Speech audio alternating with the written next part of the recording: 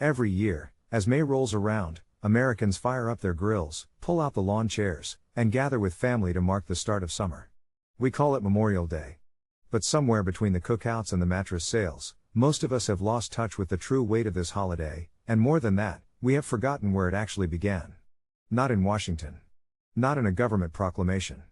But on a dusty horse track in Charleston, South Carolina, where the wounds of the Civil War were still raw, and where a community of formerly enslaved people did something that this country has largely erased from its own story. This is that story. To understand what happened in Charleston in the spring of 1865, you have to understand what that city meant to the rest of the nation.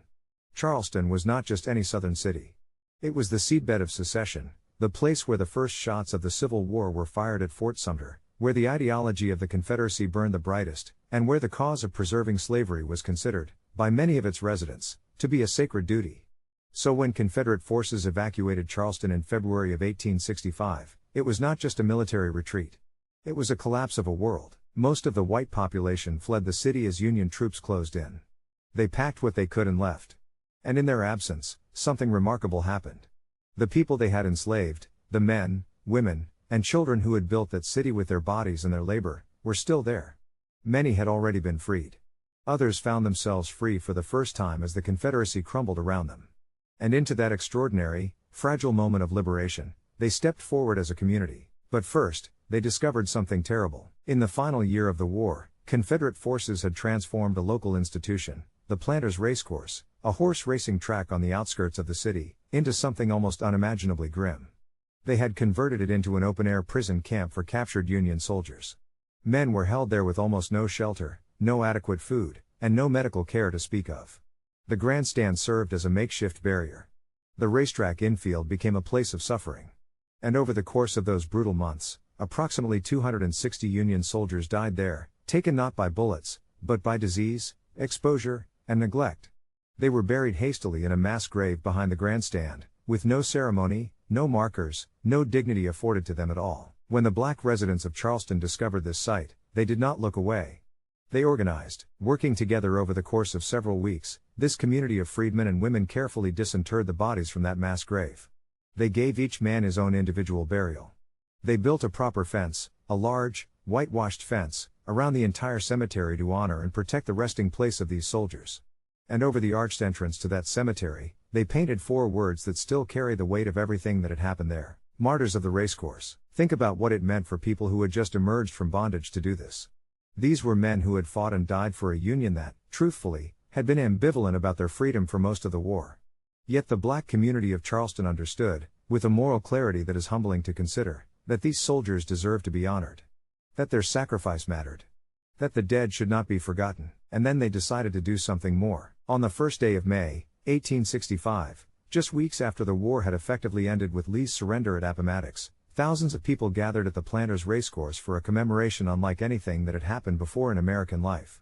Estimates put the crowd at around 10,000 people, an enormous gathering for that time and place, in a city still bearing the scars of war. The procession that day was led by 3,000 black schoolchildren. 3,000 children, walking together, carrying flowers. And as they walked, they sang. The song they chose was John Brown's Body, that rolling, rhythmic anthem that had become the heartbeat of the Union cause, a song about sacrifice and justice and the long arc of freedom. Behind the children came adults from the community, black ministers and church members and neighbors. And behind them, both black and white Union infantry units marched in formation, honoring the occasion with military dignity. When they reached the cemetery, the ceremony began. 5 black ministers took turns reading scripture. A children's choir moved through patriotic songs and the deep, resonant spirituals that had carried enslaved people through generations of suffering and survival. And then there was the formal dedication, a solemn acknowledgement that this ground was now sacred, that the men buried here were not forgotten, that their deaths had meant something. And then, when the ceremony was complete, the crowd spread out across the infield of the old racetrack. They laid out food. They sat together in the open air. They held picnics. Let that image settle for a moment. A racetrack that had been a site of imprisonment and death, transformed in a matter of weeks into a place of remembrance and community and life. An act of grief and an act of celebration, held together in the same afternoon, in the same place, by the very people who had the most reason to understand what had been lost and what had been won. This was the first Decoration Day. That is what they called it, Decoration Day, because of the tradition of decorating the graves of the fallen with flowers. And the blueprint they created that morning in Charleston, the procession, the ceremony, the flowers, the gathering, the shared meal afterward, is almost exactly how Americans still observe Memorial Day today. And yet, almost no one knows this story. In the years and decades after the war, as the country moved through Reconstruction and then retreated from it, as the Lost Cause mythology took hold and reshaped how the South, and eventually much of the nation, remembered the Civil War, the Charleston ceremony was quietly set aside.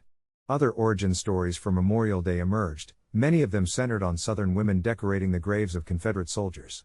Some were genuine acts of mourning. But they displaced this one.